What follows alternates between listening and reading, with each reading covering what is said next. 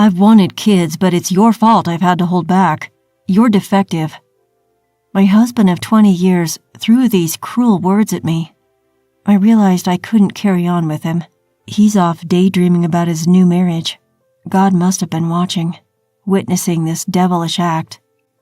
That's why something happened to my husband. My name is Lisa. I'm 45 years old. I work as a secretary at a law firm. We're nearing 20 years of marriage. We've led a modest life, just the two of us. We've always wanted children, but we couldn't have any. The problem seemed to be mostly with me. I went for treatments while working, exhausting myself physically, emotionally, and financially, but to no avail. We decided to give up when I turned 40. My husband wanted kids till the end and urged me to continue treatments, but I was at my limit. The pain was unbearable, and the money was just draining away. The situation was terrifying. After all, they say you need $200,000 for retirement. It felt wasteful to pour more money into it. Why don't we stop the treatments and just live as a couple? We can save money and take some luxurious trips since we don't have kids, I suggested, and my husband, albeit reluctantly, agreed. From then on, we decided to enjoy our lives as a couple. Still, seeing children's photos on TV shows or greeting cards, I felt a twinge of regret. Even now, 5 years after stopping treatments, I carry guilt and remorse for not being able to have children. Then, one day, I decided to attend a school reunion after about 10 years. My husband said I should take a break, so I decided to stay overnight near the venue. It felt like a mini vacation. I realized I'd hardly ever been out alone since we got married. My life had been consumed by infertility treatments. A little luxury now and then is okay, right? At the venue, I enjoyed catching up with old friends. "Lisa, long time no see. How are you? Don't you seem a bit slimmer than before?" Indeed, I had lost about 22 pounds over the last decade. "I'm so jealous. Since I got married and had kids, I've gained almost 33 pounds. Even such a trivial conversation from a friend stings a bit. "Lisa, any kids?" "No, we couldn't. It's just the two of us with my husband." "Oh, I'm sorry for asking such an awkward question." "No worries. Let's just have fun." I tried to keep the atmosphere lively and cheerful. Speaking of which, my son was recently almost caught up in a marriage scam. A scam? I was taken aback by my classmates' words. Yes, he was asked to lend $20,000 because they were getting married, but it didn't go through. What? What happened then? My son couldn't afford to pay that much money, so he came to us, his parents, for advice. That's how we discovered the scam. In the end, the woman disappeared. That's a terrifying story. There are some pretty awful women out there, really scary. A marriage scam. I was a bit shocked that something like that could happen so close to home. Her son now has a new girlfriend, and the parents seemed relieved. The reunion went on smoothly and eventually came to an end. Instead of going to the after party, I returned to my hotel and enjoyed a nightcap by myself. Come to think of it, I forgot to check in with my husband. It was only 10 p.m., he should still be up.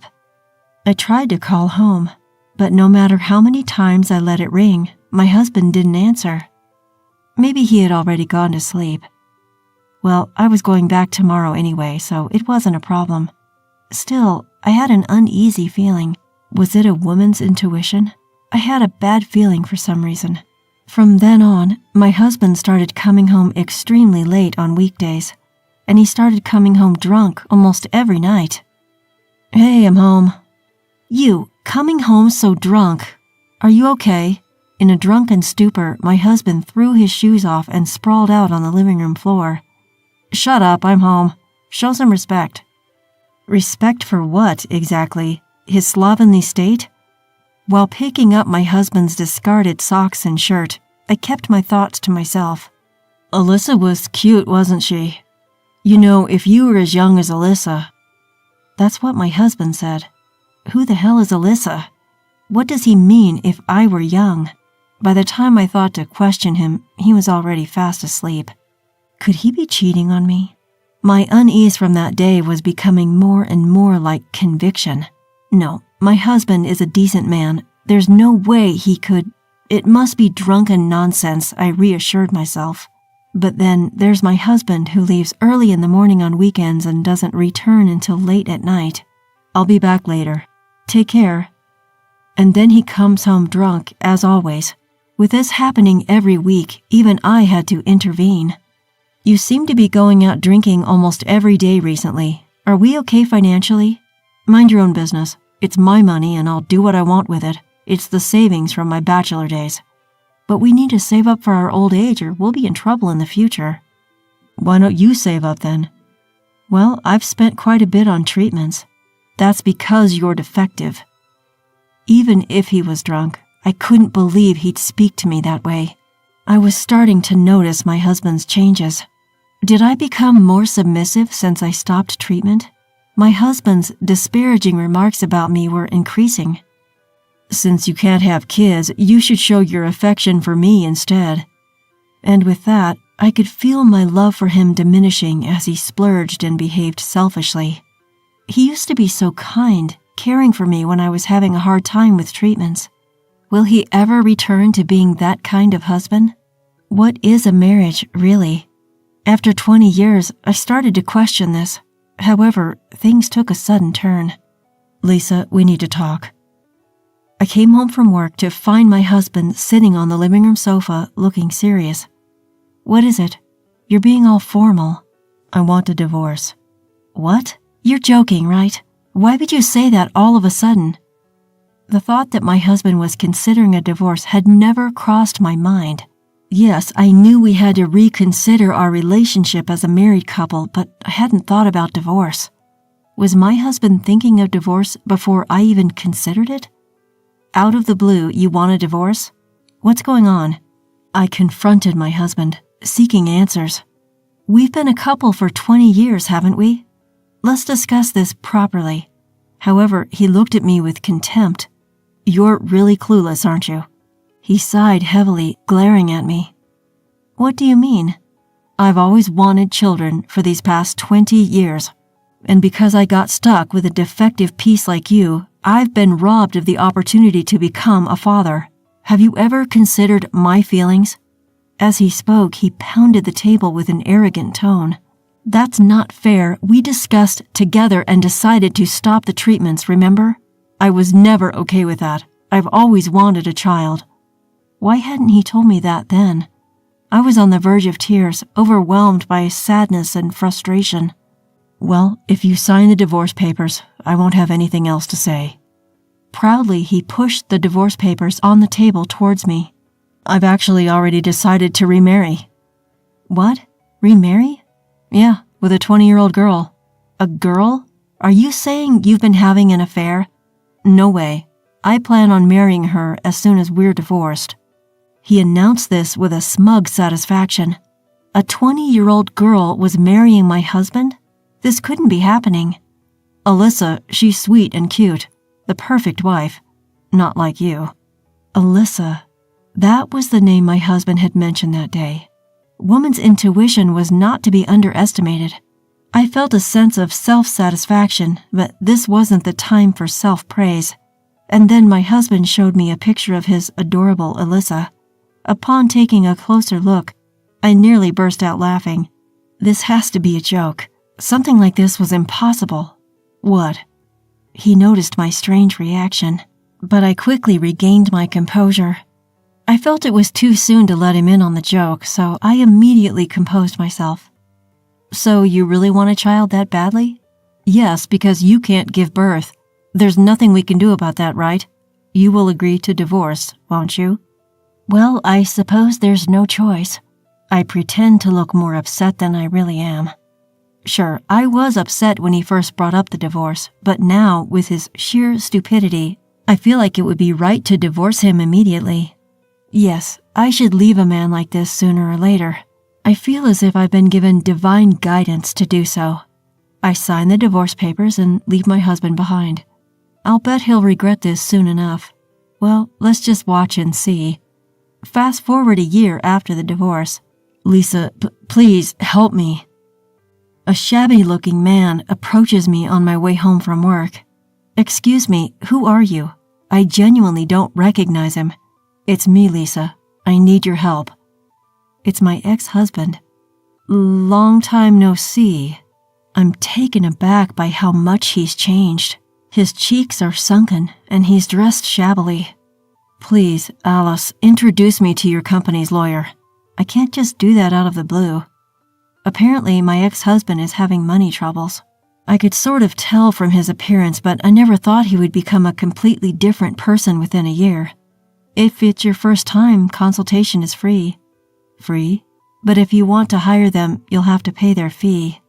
I don't have that kind of money. Please, help me. What on earth happened? I decided to listen to his story at a nearby cafe out of pity. Well, actually, before he could say another word, I cut him off. Did that girl, Alyssa, run off? How did you know? Just as I thought. When my ex-husband showed me a picture of a girl named Alyssa, it clicked. That girl looked exactly like the one who conned a classmate's son at a reunion. At that reunion, the classmate was saying, "I can't forgive that woman," and showed her picture around, warning everyone. I think her name was Sally and she was about 22. Well, her age and name are probably fake. It makes sense. The swindler wouldn't use her real name, of course. You knew about Alyssa, didn't you? Well, I guess you could say I knew, but what happened? When I asked my husband for the details, this was the story he gave. He met a woman named Alyssa about a year ago in a nightclub. My husband, who has always wanted children, seemed to have been venting such thoughts in his conversations with her. That's when Alyssa said, "I can have a child for you." The two gradually deepened their relationship after that. My husband would go to the club almost every weekday and would date Alyssa outside the club on weekends, then return to the club. In doing so, he ended up using $10,000 from his savings that he had accumulated when he was single. But Alyssa was so sweet. She never asked for expensive things even when we were outside the club. She was just happy drinking with me at the club. She was different from the stereotypical opportunistic club girls you often hear about. She didn't need designer goods or jewelry. She was satisfied if I was there drinking with her at the club. She was hardworking and sincere. We had agreed not to touch each other's savings from when we were single, so I never noticed anything. I thought it was his money and he could use it as he pleased. I had no idea he was spending that much. And then Alyssa showed her true colors. "I want to get married, but I have debts, so I need to repay them, and it's about $20,000. Then my husband promised to take on Alyssa's debt and transferred the money to her. They moved in together right after our divorce, but Alyssa continued her night work and rarely came home. And then she quit her job at the club and disappeared.